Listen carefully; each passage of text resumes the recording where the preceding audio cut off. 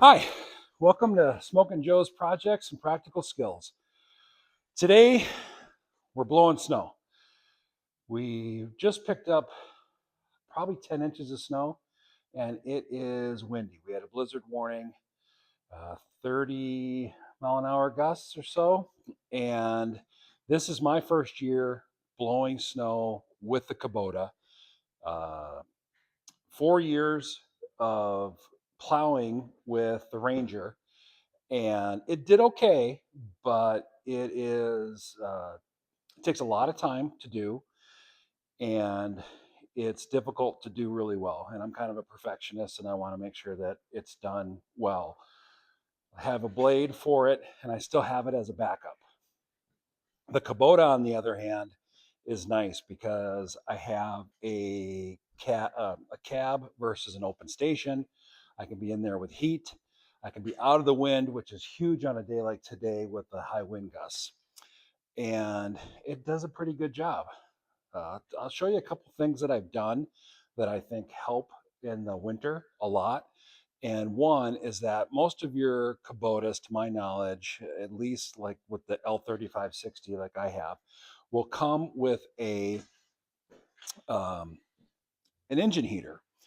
And this engine heater is important because you might know that diesels are kind of cold-blooded machines. They sometimes don't want to start when it's cold in general. This machine is not like that. It starts really well when it's cold, but I haven't really had to push it hard and test it in extreme cold because I plug it in. But I don't want to spend the money to have it plugged in 24/7 in the winter. So what I do is I have it plugged in like this, and then I'll show you over here on the wall. I have an inexpensive Amazon uh, Wi-Fi smart plug, and I have it out here in my pole barn. My pole barn is not that far from my house, so I can have it plugged in here, have it off, open my Alexa app, and turn it on about 2 or 3 hours, kind of depending on how cold it is. I don't know exactly. These are just numbers that I'm making up. What makes sense to me. It's 30 degrees right now, which is not that cold. I'm still going to go ahead and have this run for an hour or two before starting. I think the owner's manual has recommendations. It's been a while since I've read them. If it's cold, if it's 10 below, I'm going to let this run for a good 3 or 4 hours before trying to start the tractor. The tractor has glow plugs. It starts really well, but these engines don't generate a lot of heat by themselves unless they're working really hard. So every little bit helps. So I have that. The other thing I've done is that this pole barn is metal. It's a metal structure, and it's going to block the Wi-Fi coming in from the house. So one of the little things I did is in the house we're running off a Wi-Fi network system, a Wi-Fi mesh system, and I had an extra one, so I brought the extra one out here. I have it propped up in front of the window because the window's not going to block the Wi-Fi signal like the metal will.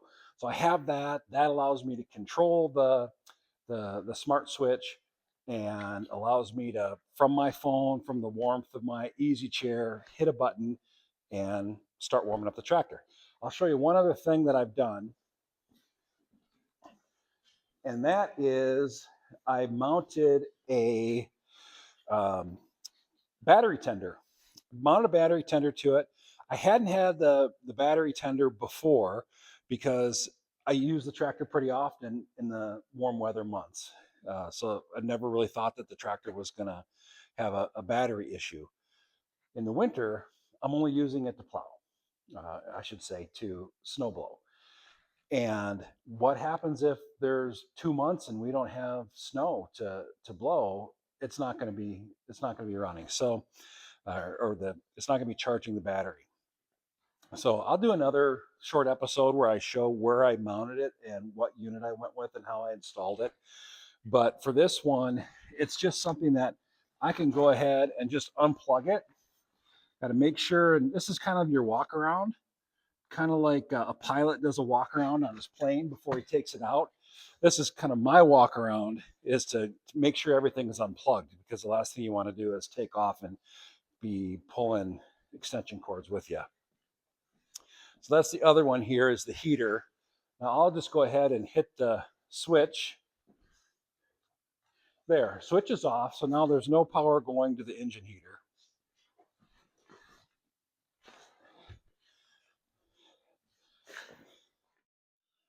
So before we start blowing snow, let's take a look at the equipment. I have a Land Pride SBP1174. It is a 74-inch wide inverted snowblower. Inverted, the auger is on the front. You're going to be driving forward. You're going to be grabbing your snow while you're driving forward and blowing it from there.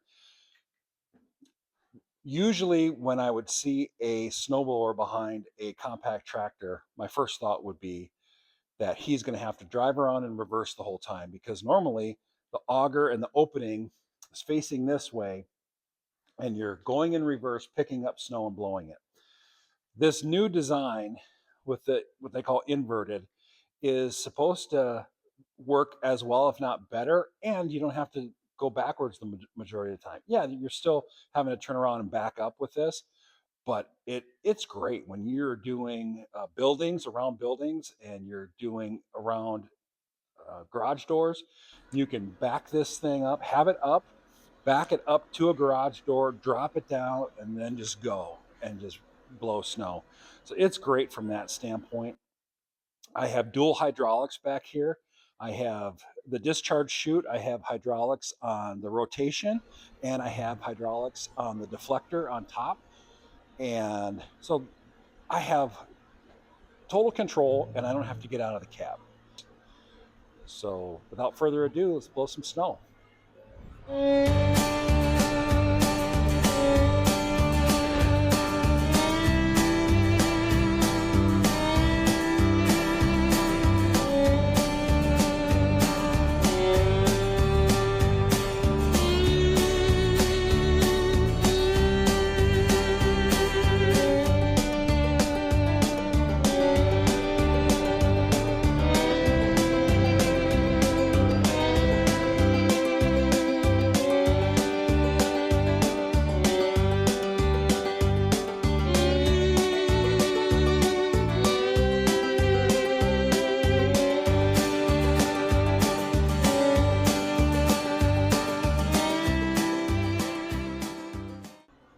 So it is windy.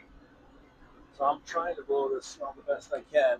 I can tilt down. I don't know if you can kind of see the tilt go up and down there. I can tilt down to try to control how much we've got going on here.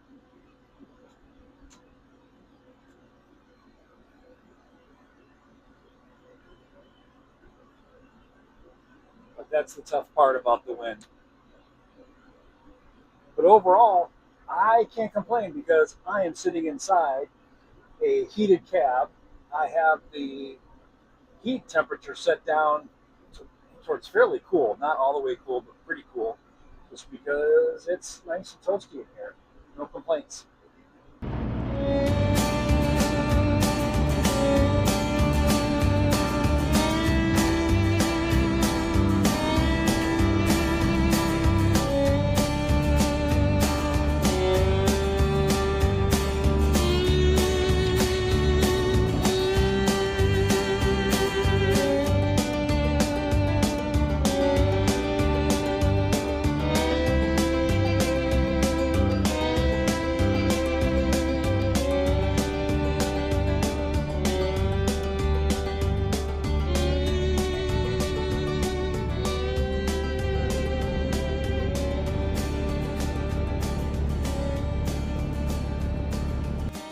My goal with these videos is to become more capable, one project at a time. And I hope you enjoyed the content, and I enjoyed making it, and want you guys to leave comments about how I could do this better, maybe things I haven't thought of, things I should try.